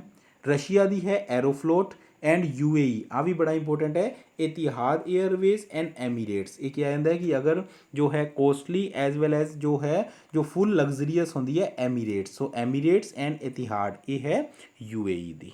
So these are all about international airlines. So दोस्तों अगला टॉपिक आप डिस्कस करांगे important airports of India as well as world. हुण तुसीं देखो ਹੁਣ तक ਆਪਾਂ पिछले जो हाफ एन आवर ਦੇ ਵਿੱਚ ਆਪਾਂ ਡਿਸਕਸ ਕੀਤਾ 에ਅਰ ਟਰਾਂਸਪੋਰਟ ਦੀ ਕੰਪਲੀਟ ਡਿਟੇਲ, ਕੌਣ ਉਹਨੂੰ ਜੋ ਹੈ ਮੈਨੇਜ ਕਰਦਾ ਹੈ, ਕਿਹੜੀਆਂ ਆਰਗੇਨਾਈਜੇਸ਼ਨ ਹੈ, ਈਵਨ ਕਿਹੜੇ ਇੰਸਟੀਟਿਊਟ ਹੈ। ਸੋ ਇਹ ਸਾਰੀ ਚੀਜ਼ਾਂ ਆਪਾਂ ਨੂੰ ਪਤਾ ਹੋਣੀਆਂ ਚਾਹੀਦੀਆਂ, ਐਗਜ਼ਾਮ ਦਾ ਲੈਵਲ ਜਿੰਨਾ ਵੀ ਟਫ ਆਵੇ ਆਪਾਂ ਉਹਨਾਂ ਨਾਲ ਕੋਪ ਅਪ ਕਰ ਸਕੀਏ। ਸੋ ਇਹ ਸਾਰੀਆਂ ਚੀਜ਼ਾਂ ਆਪਾਂ ਕਰਦੇ ਹਾਂ। ਹੁਣ ਮੇਰੇ ਉਹਨਾਂ ਭਾਈ ਬੰਧੂਆਂ ਲਈ ਜਿਹੜੇ ਇਹਨਾਂ ਚੀਜ਼ਾਂ ਨੂੰ ਨਾ ਦੇਖ ਕੇ ਉਹਨਾਂ ਨੂੰ ਇਹ ਹੈ ਵੀ ਸਰ ਸਾਨੂੰ ਤਾਂ ਮੋਟਾ ਟੌਪਿਕ ਕਰਾ ਦਿਓ। ਸੋ ਮੋਟਾ ਟੌਪਿਕ ਹੋਏਗਾ international airport of India and world ਆਪਾਂ ਡਿਸਕਸ ਕਰਾਂਗੇ। ਲੇਕਿਨ ਉਹਦੇ ਵਿੱਚ ਵੀ ਮੈਂ ਤੁਹਾਨੂੰ ਇੱਕ ਡਿਟੇਲ ਇਹ ਕਰਵਾਊਂਗਾ, ਆਪਾਂ 에ਅਰਪੋਰਟ ਉਹ ਵਾਲੇ 에ਅਰਪੋਰਟ ਕਰਾਂਗੇ ਜਿਨ੍ਹਾਂ ਦਾ ਨਾਮ ਕਿਸੇ ਨਾ ਕਿਸੇ ਪਰਸਨੈਲਿਟੀ 'ਤੇ ਰੱਖਿਆ ਗਿਆ ਹੈ। ਕਿਉਂਕਿ ਅਗਰ ਸਿਟੀ ਦੇ ਨਾਮ 'ਤੇ ਹੈ, ਤੁਹਾਡੇ ਸਾਹਮਣੇ ਆ ਗਿਆ ਕਿ ਕੋਚੀ 에ਅਰਪੋਰਟ ਕਿਹੜੀ ਜਗ੍ਹਾ ਹੈ, तो ये तो क्वेश्चन का कोई सेंस नहीं बनता ना कि कोची एयरपोर्ट किहड़ी जगह है, कोची है। हमेशा वो एयरपोर्ट पूछे जाते हैं जो एयरपोर्ट किसी ना किसी परसनैलिटी के नाम नाल रिलेट करते हैं। ਆਪਾਂ ਉਹ ਤਾਂ ਕਰਾਂਗੇ ਹੀ ਕਰਾਂਗੇ ਕਿ ਉਸ ਪਰਸਨੈਲਿਟੀ ਦੇ ਨਾਮ ਨਾਲ, ਜਿਵੇਂ for example Chaudhary Charan Singh airport ਕਿਹੜੀ ਜਗ੍ਹਾ ਹੈ, ਇਹ ਆਪਾਂ ਕਰਾਂਗੇ। ਲੇਕਿਨ ਆਪਾਂ ਨਾਲ ਡਿਸਕਸ ਕਰਾਂਗੇ ਕਿ ਉਹ ਜੋ ਫੇਮਸ ਪਰਸਨੈਲਿਟੀ ਹੈ ਉਹ ਵੀ ਉਹਨਾਂ ਬਾਰੇ ਵੀ ਆਪਾਂ ਡਿਸਕਸ ਕਰਾਂਗੇ ਕਿ ਉਹ ਕਿਹੜੇ ਫੀਲਡ ਨਾਲ ਰਿਲੇਟ ਕਰਦੇ ਸੀ। ਸੋ ਆਪਣੇ ਡਬਲ ਪਰਪਸ ਹੱਲ ਹੋਣਗੇ, ਨਾਲੇ ਤਾਂ ਆਪਾਂ 에ਅਰਪੋਰਟਸ ਕਰ ਲਾਂਗੇ, ਨਾਲੇ ਆਪਾਂ ਜੋ ਮੇਨ ਪਰਸਨੈਲਿਟੀਜ਼ ਹੈ ਉਹਨਾਂ ਬਾਰੇ ਵੀ ਆਪਾਂ ਡਿਸਕਸ ਕਰ ਲਾਂਗੇ। ਐਂਡ ਵਰਲਡ ਦੇ ਵੀ ਕੁਝ 10 ਜਾਂ 12 ਜੋ ਇੰਪੋਰਟੈਂਟਲੀ ਪੁੱਛੇ ਜਾਂਦੇ ਹੈ ਵਰਲਡ ਦੇ 에ਅਰਪੋਰਟ, ਉਹਨਾਂ ਬਾਰੇ ਵੀ ਆਪਾਂ ਡਿਸਕਸ ਕਰਾਂਗੇ ਲੈਕਚਰ ਨੰਬਰ 10 ਦੇ ਵਿੱਚ। ਸੋ ਓਕੇ ਦੋਸਤੋ, thank you so much. Lecture the feedback ਜ਼ਰੂਰ ਦੇਣੀ ਹੈ, ਜੁੜੇ ਰਹਿਣਾ ਹੈ। ਆਪਾਂ ਹਰ ਟੌਪਿਕ ਕਰਾਂਗੇ, ਹਰ ਉਹ ਟੌਪਿਕ ਸਟੈਟਿਕ ਜੀਕੇ ਦਾ ਜੋ ਸਭ ਤੋਂ ਇੰਪੋਰਟੈਂਟ ਰਹਿੰਦਾ ਹੈ ਐਗਜ਼ਾਮ ਪੁਆਇੰਟ ਆਫ ਵਿਊ ਨਾਲ, ਉਹ ਆਪਾਂ ਕੰਪਲੀਟਲੀ ਕਰਦੇ ਰਹਾਂਗੇ। ਓਕੇ ਦੋਸਤੋ, ਥੈਂਕ ਯੂ ਸੋ ਮਚ। ਰੱਬ ਰਾਖਾ।